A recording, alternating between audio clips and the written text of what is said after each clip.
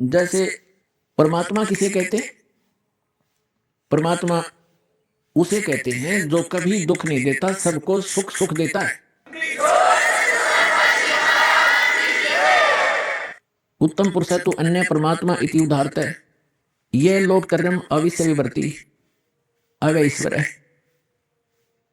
अब परमेश्वर ने आके बताया अपनी प्यारी आत्मा धर्मदास जी को कि धर्मदास, आप इस काल के लोक में रह रहे हो।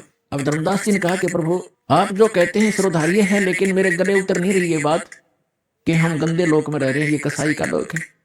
हे परमात्मा, देखो कैसे यहाँ पर फल फ्रूट हैं, कैसे बाग बगीचे बने हैं, झरने बह रहे हैं, गंगा जैसी दरिया बह रही है, और कितना दयालु है ये परमात्मा। कैसी ऋतु बनाई है, हवा चल रही है, और कितना अच्छा शुद्ध हवा दे रखी है। कितनी लंबी चौड़ी पृथ्वी है, कोई कहीं बैठो उठो लेटो किसी प्रकार, कितनी सीधा देता है ये। इसको कैसे हम माने कि भगवान नहीं है? तब परमात्मा ने बताया कि पुण्यात्मा धर्मदास जी को कहा कि इस काल को एक श्राप लगा हुआ है कि 1 लाख मानव शरीरधारी प्राणियों को ये नित आहार करेगा और 1.25 लाख उत्पन्न करेगा मानव, यानी 25% एक्स्ट्रा ये उत्पन्न करेगा। इसने सतलोक में गलती की थी, जिस कारण इसको ये एक रोग लगा, श्राप लगा। और आप जी ने गलती की थी कि आप भगवान को छोड़कर इस पर आसक्त हुए थे, जिस कारण से आप इसके साथ यहां आ गए। आपके लिए ऑप्शन है वापस जाने का, आप वापस जा सकते हो, जैसे विधि मैं बताऊंगा इस साधना को करके। और ये इसलिए अब यहां प्रश्न एक और उठ जाता है भक्तों के मन में कि भगवान ने इसको श्राप नहीं देना चाहिए था। ये श्राप नहीं देते तो ये हमें नहीं खाता, यहाँ नहीं रोके रखता। आपको तो इसने रोके रखना ही रखना था। और यदि परमात्मा इसको श्राप नहीं देते 1 लाख मानव शरीरधारी प्राणियों के आहार करने का, तो आपको ये कभी मानव शरीर नहीं देता, क्योंकि इसको ये डर बना रहता है कि मानव शरीर में इनको परमात्मा का ज्ञान हो सकता है, परमात्मा प्राप्ति हो सकती है। ये एक योनि और बना देता, जैसे कुत्ते गधे सुअर की 83 लाख बनाई, 83 लाख एक भी बना सकता था। इसलिए इसकी व्यवस्था है, मजबूरी है कि ये मानव शरीर अवश्य देता है आपको। 83 लाख योनियों में धक्के खवा के भी फिर एक मनुष्य शरीर इसको देना पड़ता है, क्योंकि इसको खाना पड़ता है। और ये विधान भगवान ने बना दिया कि प्रत्येक प्राणी को एक मानव शरीर का चांस अवश्य देना पड़ेगा। इसलिए आज आपका रहम हुआ है।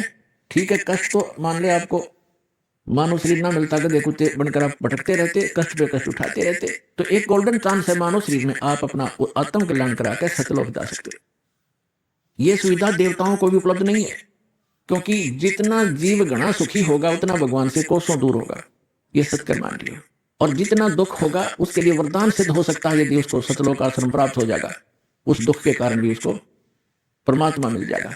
कबीर साहब कहते हैं कि सुख के माथे पत्थर पड़ो, जो नाम हृदय ते जावे, और बलिहारी उस दुख के जो पल पल नाम रटावे। परमात्मा कहते हैं आग लगे से सुख के जो भगवान से दूर करे, बाढ़ में जाओ कोठियर कार्य मंत्री पद, जिससे भगवान भूल जाए। अरे भगवान ऐसा कष्ट दिए रखना, आपकी याद बनी रहे। तो पुण्यात्मा, आप बालक हो, अध्यात्म ज्ञान मिला नहीं। आमीन। जय बजरंग बली, जय गणेश जी के गीत गा के हम इनकी भी भक्ति सही नहीं कर पा रहे थे, गणेश जी की, शिव जी की, विष्णु जी की, माताओं की। ये साधना भी इस दास के पास उपलब्ध है, जो ये आपको यथार्थ लाभ देंगे।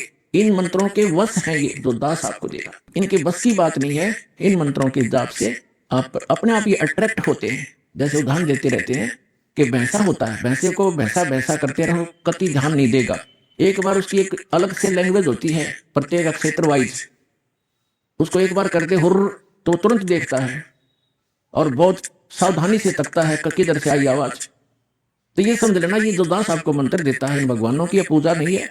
इनसे लाभ लेने के ये विशेष मंत्र है, जिनके ये अट्रैक्ट होते हैं, विवश हैं, ये लाभ देते ही देते।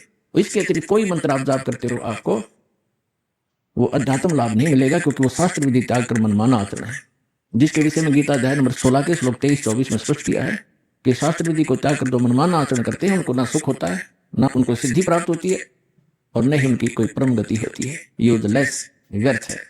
तो शास्त्र अनुकूल साधना इस विषय में इस दास रामपाल दास के अतिरिक्त कहीं पर भी उपलब्ध नहीं है। इसको चाहे आप अभिमान समझना या तत्व ज्ञान समझना, ये धीरे धीरे आपको अपने आप समझ में आ जाएगा दास क्या कहना चाहता है। अभिमान तो वो व्यक्ति किया करता जिसकी अपनी कोई खोज हो, चाहिए तो उसने भी नहीं, और हम तो संत भक्त हैं, हम किसी प्रकार का कोई अभिमान या ईगो कभी नहीं रखते। जो ऐसा रखता है वो भक्त नहीं ना संत नहीं, क्योंकि ये तो सदग्रंथों में प्रमाणित है, हमारे सदग्रंथों में लिखा हुआ था। वो खजाना इनका हाथ लगा नहीं, क्योंकि इनको ज्ञान नहीं था।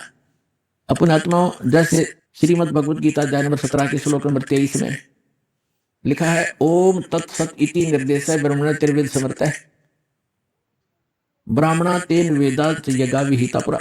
इसका अर्थ ये है कि उस सच्चिदानंद घन ब्रह्म परम अक्षर ब्रह्म के प्राप्ति का, उस शाश्वत स्थान में जाने का एक 3 अक्षर का मंत्र है, ओम तत्सत इति निर्देश है। निर्देश माने डायरेक्शन, नथिंग एल्स, फाइनल फैसला, फाइनल डिसीजन।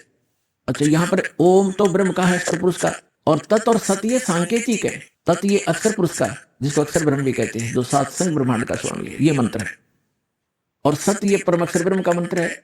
ये तत् और सत सांकेतिक है। और यहाँ बताया है, गुरु बिन वेद पढ़े जो प्राणी, समझन सार रहे अज्ञानी। गुरु बिन काहु न पाया ज्ञाना, जो थोथा घुस छड़े मूड किसाना।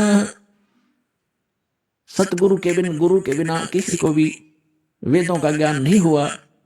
वो तो ऐसे अपनी अटकलबाजी करते रहे जैसे कोई